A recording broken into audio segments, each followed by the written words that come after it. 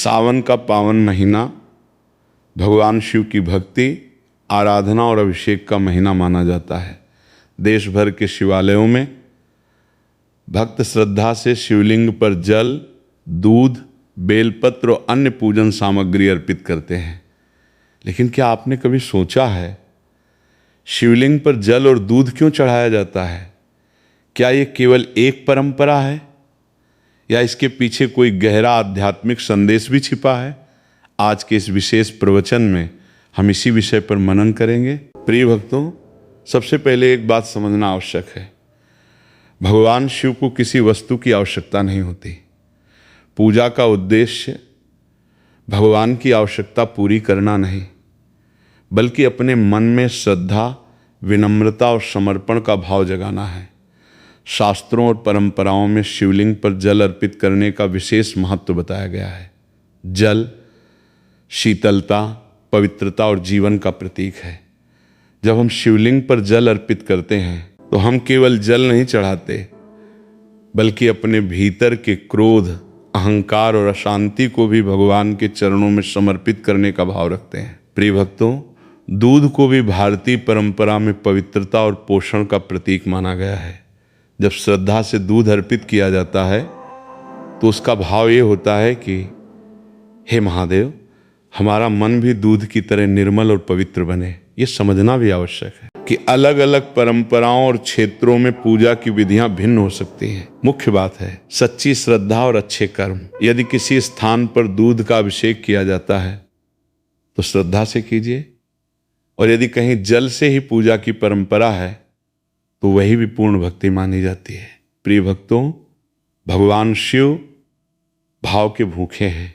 वे बाहरी दिखावा नहीं, भक्त का सच्चा हृदय देखते हैं। इसलिए यदि किसी के पास केवल एक लोटा स्वच्छ जल हो और मन में सच्ची श्रद्धा हो तो वही भगवान शिव को प्रिय है। आइए इस प्रवचन की शुरुआत भगवान शिव की प्रार्थना से करें। हे देवों के देव महादेव, हमारे मन को पवित्र बनाइए, हमें सत्य, करुणा और धैर्य का मार्ग दिखाइए। हमारे जीवन से अहंकार और द्वेष को दूर कीजिए और हमें ऐसे कर्म करने की प्रेरणा दीजिए जो आपके चरणों के योग्य हों।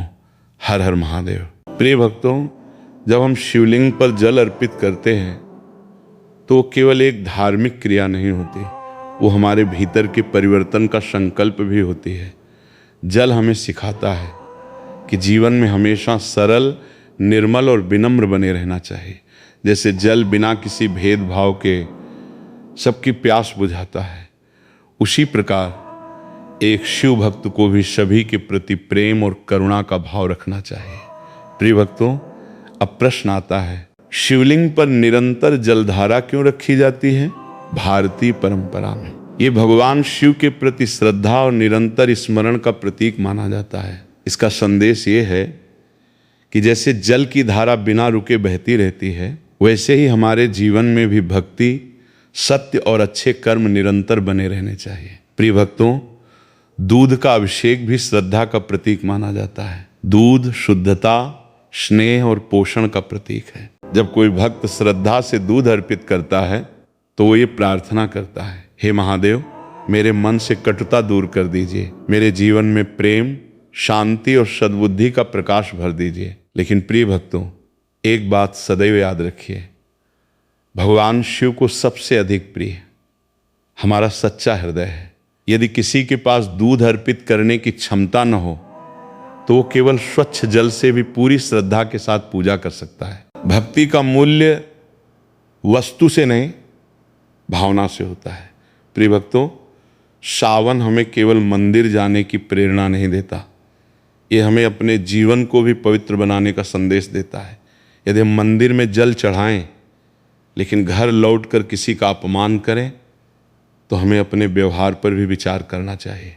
सच्चा अभिषेक वही है जब हमारा मन भी अहंकार, क्रोध और ईर्ष्या से मुक्त होने का प्रयास करे। प्रिय भक्तों, आइए आज 5 संकल्प लें। मैं सत्य का पालन करूंगा, मैं किसी के साथ अन्याय नहीं करूंगा, मैं अपने माता पिता और गुरु का सम्मान करूंगा, मैं क्रोध से अधिक प्रेम को महत्व दूंगा और मैं भगवान शिव का स्मरण करते हुए अच्छे कर्म करता रहूंगा। आइए अब भगवान शिव से प्रार्थना करें, हे भोलेनाथ, जैसे जल सबको शीतलता देता है, वैसे ही हमारे मन को भी शांत बना दीजिए। जैसे दूध निर्मलता का प्रतीक है, वैसा ही निर्मल हृदय हमें भी प्रदान कीजिए। हमारे जीवन से अहंकार, लोभ और क्रोध को दूर कर दीजिए।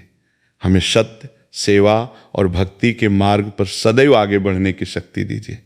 हर हर महादेव। या नमः शिवाय। जब कोई भक्त श्रद्धा से शिवलिंग के सामने खड़ा होता है तो उसके हाथ में रखा जल केवल जल नहीं होता, वो उसके मन की प्रार्थना, उसकी विनम्रता और उसके भीतर छिपी हुई आशा का प्रतीक बन जाता है। यही कारण है कि भगवान शिव की उपासना में अभिषेक का विशेष स्थान बताया गया है। शिवलिंग पर गिरती हुई जलधारा हमें एक गहरा संदेश देती है। जल कभी अपने लिए नहीं बहता, वो जहाँ भी जाता है जीवन देता है, शीतलता देता है और सबका कल्याण करता है। मनुष्य का जीवन भी ऐसा ही होना चाहिए। यदि हमारे व्यवहार से किसी के मन को शांति मिले, यदि हमारे शब्द किसी टूटे हुए व्यक्ति को साहस दें, यदि हमारे कर्म किसी के जीवन में आशा जगाएं, तो वही भगवान शिव की सच्ची पूजा है। बहुत लोग सोचते हैं कि भगवान शिव को जल अर्पित करने से सभी इच्छाएं पूरी हो जाएंगी, लेकिन शास्त्रों का संदेश केवल इच्छा पूरी करना नहीं है। सच्ची उपासना मनुष्य के भीतर परिवर्तन लाने का मार्ग है। जब तक मन में क्रोध, ईर्ष्या, अहंकार और द्वेष बना रहेगा, तब तक केवल बाहरी पूजा से जीवन में स्थायी शांति मिलना कठिन है। इसीलिए भगवान शिव को आदियोगी कहा जाता है। वे हमें बाहर की दुनिया जीतने से पहले अपने मन को जीतना सिखाते हैं। दूध का अभिषेक भी इसी संदेश को और गहरा करता है। दूध की श्वेतता हमें याद दिलाती है कि विचार भी उतने ही निर्मल होने चाहिए जितना उसका रंग। यदि मन अशुद्ध हो और व्यवहार कठोर हो तो पूजा अधूरी रह जाती है, लेकिन यदि हृदय में करुणा हो, वाणी में मधुरता हो और कर्मों में ईमानदारी हो, तो साधारण सा जल भी भगवान को समर्पित एक अमूल्य अर्पण बन जाता है। सावन का महीना हमें केवल मंदिर तक नहीं बुलाता, ये हमें अपने भीतर झांकने के लिए भी प्रेरित करता है। क्या हम किसी से बिना कारण नाराज हैं? क्या हमने किसी का दिल दुखाया है? क्या हम अपने परिवार के साथ प्रेम से बात करते हैं? क्या हमारे कर्म भगवान शिव की शिक्षा के अनुरूप हैं? यदि इन प्रश्नों का उत्तर खोजने का प्रयास किया जाए तो वही सावन की सबसे बड़ी साधना है। महादेव का जीवन त्याग, धैर्य और करुणा का प्रतीक माना जाता है। समुद्र मंथन के समय जब विष निकला, तब उन्होंने उसे स्वयं ग्रहण किया ताकि सृष्टि सुरक्षित रह सके। ये प्रसंग हमें ये शिक्षा देता है कि जहाँ तक संभव हो दूसरों की भलाई के लिए त्याग और धैर्य का मार्ग अपनाना चाहिए। आज भी जब शिवलिंग पर जल अर्पित किया जाता है तो वो केवल एक धार्मिक परंपरा नहीं होती, वो इस बात का संकल्प भी हो सकता है कि हम अपने भीतर के क्रोध को शांत करेंगे, अपने व्यवहार को मधुर बनाएंगे और जीवन में सत्य का मार्ग अपनाएंगे। इसी भावना के साथ किया गया अभिषेक केवल पूजा नहीं बल्कि आत्मशुद्धि का एक सुंदर प्रयास बन जाता है। हर हर महादेव। या नमः शिवाय। हिमालय की शांत वादियों में विराजमान भगवान शिव का स्वरूप हमें एक अद्भुत शिक्षा देता है। वे राजमहलों में नहीं रहते, उनका निवास कैलाश की निर्जन पर्वत श्रृंखलाओं में है। उनके शरीर पर भस्म है, गले में नाग है, जटाओं में माय गंगा विराजमान है, और फिर भी वे संपूर्ण सृष्टि के देवों के देव कहलाते हैं। ये स्वरूप हमें बताता है कि महानता बाहरी वैभव में नहीं बल्कि मन की पवित्रता और जीवन की सादगी में होती है। शायद यही कारण है कि भगवान शिव को जल सबसे प्रिय अर्पणों में माना गया है। जल सरल है, निर्मल है और बिना किसी अहंकार के सबका जीवन संवारता है। मनुष्य भी जब अपने भीतर ऐसी ही सरलता और विनम्रता विकसित करता है, तभी उसका जीवन वास्तव में शिवमय बनने लगता है। इसीलिए अभिषेक केवल शिवलिंग का नहीं, अपने स्वभाव का भी होना चाहिए। हर दिन थोड़ा सा क्रोध कम हो, थोड़ी सी करुणा बढ़े, थोड़ा सा अहंकार घटे और थोड़ा सा प्रेम बढ़े। यही भगवान शिव की पूजा का वास्तविक फल है। बहुत से लोग पूछते हैं, क्या केवल दूध चढ़ाने से भगवान प्रसन्न हो जाते हैं? इस प्रश्न का उत्तर भावना में छिपा है। भगवान शिव को किसी वस्तु की आवश्यकता नहीं, उन्हें चाहिए सच्ची श्रद्धा, निष्कपट मन और धर्म के अनुरूप आचरण। यदि किसी के पास केवल एक लोटा स्वच्छ जल है और वो उसे पूरे विश्वास और नम्रता से अर्पित करता है, तो वो भी उतना ही मूल्यवान है। और यदि कोई बहुत सी सामग्री चढ़ाए, लेकिन उसके व्यवहार में छल, क्रोध और अहंकार हो तो उसे अपने जीवन पर भी विचार करना चाहिए। पूजा का उद्देश्य भगवान को बदलना नहीं, स्वयं को बदलना है। जब अभिषेक के समय जल की प्रत्येक बूंद शिवलिंग पर गिरती है तो वो मानो हमें याद दिलाती है, अपने भीतर की अशांति भी यहीं छोड़ दो, अपने भय को भी यहीं समर्पित कर दो, अपने भयक्वार को भी यहीं बह जाने दो और फिर एक नए, शांत और निर्मल मन के साथ जीवन की ओर लौटो। यही सावन का सबसे बड़ा संदेश है। मंदिर से बाहर निकलने के बाद यदि हमारी वाणी पहले से अधिक मधुर हो जाए, यदि हमारे व्यवहार में पहले से अधिक धैर्य आ जाए, यदि हम दूसरों की सहायता करने लगें, तो समझिए कि भगवान शिव की उपासना हमारे जीवन में उतरने लगी है। क्योंकि महादेव केवल पूजन के देव नहीं, वे जीवन जीने की एक प्रेरणा है। उनका प्रत्येक स्वरूप हमें सिखाता है, सरल रहो, सत्य पर चलो, करुणा रखो और हर परिस्थिति में धैर्य बनाए रखो। यही गुण मनुष्य को भीतर से मजबूत बनाते हैं। इसीलिए कहा गया है, शिव की आराधना केवल मंदिर में नहीं, अपने विचारों, वाणी और कर्मों में भी होनी चाहिए।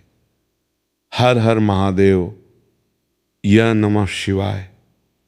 कभी कभी जीवन में ऐसे क्षण आते हैं जब मन बहुत अशांत हो जाता है, परिस्थितियां हमारे अनुसार नहीं चलती, मेहनत का फल देर से मिलता है और ऐसा लगता है मानो सब कुछ रुक गया हो। ऐसे समय में भगवान शिव का स्मरण केवल धार्मिक परंपरा नहीं, बल्कि मन को स्थिर करने का एक माध्यम भी बन सकता है। महादेव हमें ये नहीं सिखाते कि जीवन में कभी कठिनाई नहीं आएगी, वे हमें ये सिखाते हैं कि कठिनाई के बीच भी धैर्य कैसे बनाए रखा जाए। जब हम शिवलिंग पर जल अर्पित करते हैं तो वो जल हमें ये याद दिलाता है कि समय भी जल की धारा की तरह निरंतर बहता रहता है। न सुख हमेशा रहता है, न दुख हमेशा रहता है। जो बदलता नहीं वो है मनुष्य के कर्म। इसीलिए भगवान शिव का संदेश है, अपने कर्मों को श्रेष्ठ बनाइए, अपने विचारों को पवित्र रखिए और अपने भीतर विश्वास का दीपक जलाए रखिए। दूध का अभिषेक हमें एक और सुंदर शिक्षा देता है।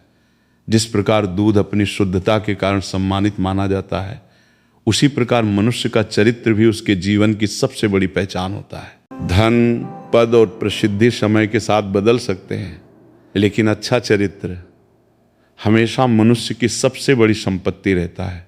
यदि सावन के इस पवित्र महीने में हम अपने स्वभाव को थोड़ा और मधुर बना लें, अपने क्रोध को थोड़ा कम कर लें, किसी जरूरतमंद की सहायता कर दें, किसी दुखी व्यक्ति को सांत्वना दे दें या किसी से प्रेम पूर्वक बात कर लें, तो यही भगवान शिव के प्रति हमारी सबसे सुंदर भेंट होगी। याद रखिए, भगवान शिव केवल मंदिरों में नहीं, वे हर उस हृदय में निवास करते हैं जहाँ सत्य है, करुणा है, क्षमा है और सेवा का भाव है।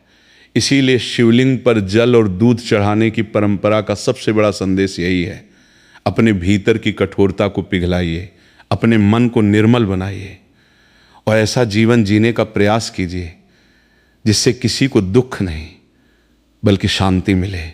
यही शिव की आराधना है, यही सावन का सार है और यही सनातन परंपरा का अमूल्य संदेश है।